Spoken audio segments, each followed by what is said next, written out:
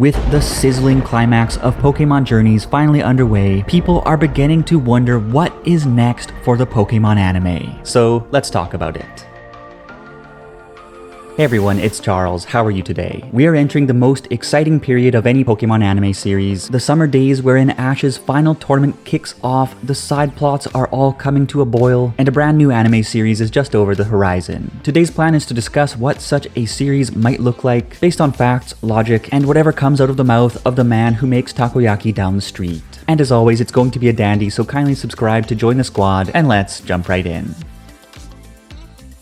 As discussed in a recent video, if the run of Pokémon Journeys roughly coincides with that of all previous anime series, which have each wrapped up to align with the release of the new generation games, then we only have about 21 episodes left before the adventure that began way back in October 2019 passes on the torch to whatever comes next. And let's address the pink elephant of the room up front. Will the new series replace Ash with a new protagonist? It's possible, but today we are going to explore the most likely scenario. No, Ash will not be replaced, and Ash will continue his journey. Because Ash and Pikachu have become far too firmly established as the face of the anime, and I just don't think that attempts... Sorry baby, I have a window for you. Thank you. And I just don't think that attempts to cultivate a character with the same level of appeal as Ash have been particularly convincing. New audiences may not give a hoot about who leads the show, but the Ash and Pikachu combination has accumulated so much household name recognition that it is a super easy win on the marketing front to keep Ash at the helm rather than throwing him overboard to take a big risk with someone new. We will likely address the unlikely beta timeline in which Ash actually does retire in another video, but for now let's assume that Ash and Pikachu are sticking with us, which still leaves us with a real doozy of a question: how exactly can Ash's next adventure follow the act that is Pokemon Journeys? At the conclusion of Pokemon Journeys, Ash will have either lost to, tied with, or won against the #1 ranked trainer in the world. But regardless of the outcome, if he is staying in the anime, we can be sure that he will find a reason to depart from the world stage on a brand new adventure as always. That said, unless they give Ash a truly hard reset as has been done with the alternate universe Ash of the movies, which would be an insult to the character and the fandom in my opinion, then the next quest will need to be something off of the beaten path, because at this point he will already have ascended to the top of the rigorous worldwide ranking system that is the World Coronation Series, battled through the Masters 8, an elite tournament featuring the strongest 8 trainers of the known regions, all of them champions barring Alan, who is no slouch himself, and competed at the absolute summit of organized Pokemon battles. As such, having Ash compete against jobbers and locals in a typical regional tournament once again, after the unprecedented spectacle that was the Masters 8 tournament, would be very silly. And trying to pull a Dragon Ball to one-up the Masters tournament with an even more ludicrous power scale and even more outrageous fan service would be even sillier. So they really ought to shake things up, and here are a couple ways that they could go about doing so. Option 1 is to introduce a unique regional competition format. This could mean that the competitors are only allowed to use specific pre-designated Pokemon in battles, that the battles are League of Legends style 3-on-3s, or something else fresh and unheard of that would put our seasoned veteran on his back foot. Any ideas?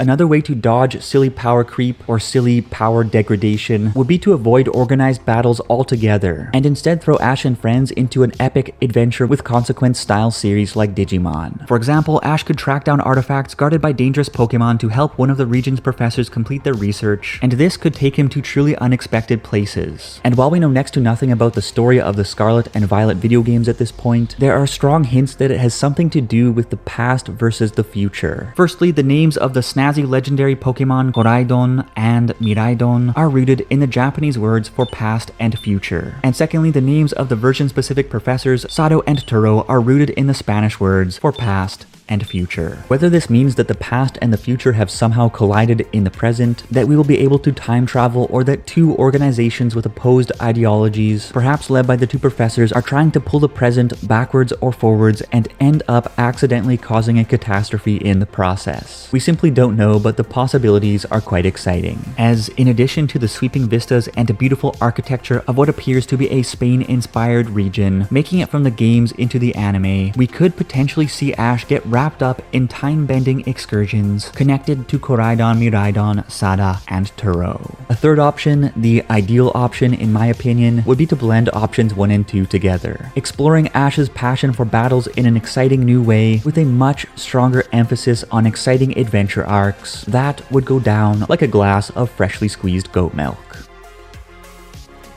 Regardless of the specifics of the story format, with the 25th anniversary of the anime behind us, I doubt that the writers will have a reason to revisit the schizophrenic greatest hits hodgepodge of Pokémon journeys in terms of where exactly the anime actually takes place, so the story should unfold entirely or almost entirely within the region of Scarlet and Violet. Which is great because boy oh boy did Galar ever get the short end of the stick. And while Pokémon Journeys has a little bit of this and a little bit of that, there has rarely ever been any real sense of progression, adventure, immersion, or dare I say, journeying, since Ash and Go basically just pick a place from the Cerise Institute's level select screen and appear at destinations thousands of miles away in the next moment, courtesy of Chaddad Cerise's bottomless money pit. But with Scarlet and Violet as the very first open world games in the series, I would be surprised if the anime did not try to capture the adventurous spirit of this new formula. And after 6 years spent locked to a home base, it is the perfect opportunity for Ash to return to the days of hoofing it across gorgeous landscapes, camping outdoors, cooking food, and enjoying a truly grand expedition in the wild with his friends. Which friends? Well, thank you for asking.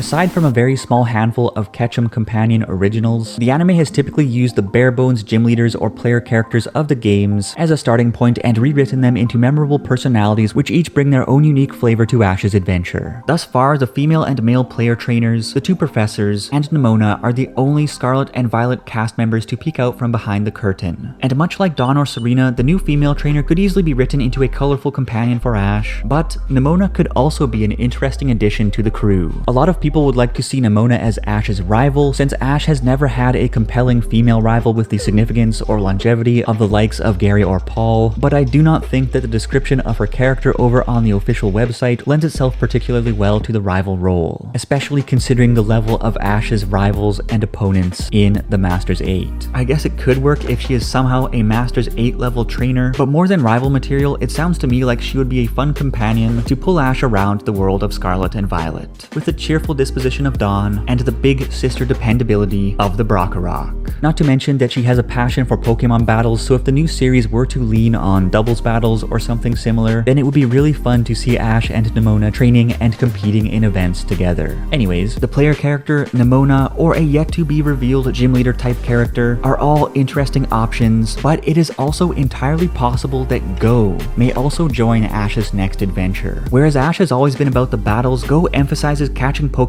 in a way that has finally bound the 2 pillars of the games to the anime. And while he has gotten quite a lot of hate for the mindless catch-a-thons that watered down the storytelling in so many Pokemon Journeys episodes through 2019, 2020, and 2021, his focus episodes have become a lot more interesting since the Project Mu storyline kicked off. Personally, I would like to see Ash joined by a fresh cast with fresh goals, since I just don't think that catching tons of Pokemon does much for the storytelling, but it is entirely possible that Go Strikes Back is headed to a streaming service near you. Regardless of who joins Ash on his adventure, I hope to see the narrative tightened up and refocused on the main man himself. And if the next Pokemon anime can pull this off while taking Ash in a different direction to avoid Postmasters 8 power creep or an embarrassing power plummet, then I think that the next Pokemon anime will be a real treat. Speaking of treats, it was a treat to have you aboard today's flight, and here is a treat of an offer from today's sponsor for any charusharu viewers who would like to level up their skills and have fun doing it. Skillshare is an online learning community with thousands of inspiring classes dedicated to helping you improve your skills while deepening your existing passions and getting lost in creativity. And better yet, the first 1,000 people to use the link in the description box will get a 1-month free trial of Skillshare Premium. That's right, an opportunity to explore the entire Skillshare library for free for an entire month. I started using Skillshare in 2020 to beef up my skills so that I could start crushing side hustles and making cash to waste on anime figurines. And if you want to start your own side hustle, then a class that I recommend is Starting a Successful Side Hustle by Ali Abdal, who explains how to drive your projects forward while having fun and avoiding burnout. It is certainly worth a look. Of course, there are thousands of other awesome classes to level up with on Skillshare, and the value for money is something special. So be sure to click the link in the description box to claim your free trial of Skillshare Premium. Thank you again to Skillshare for sponsoring this video, and I will see you in the next one.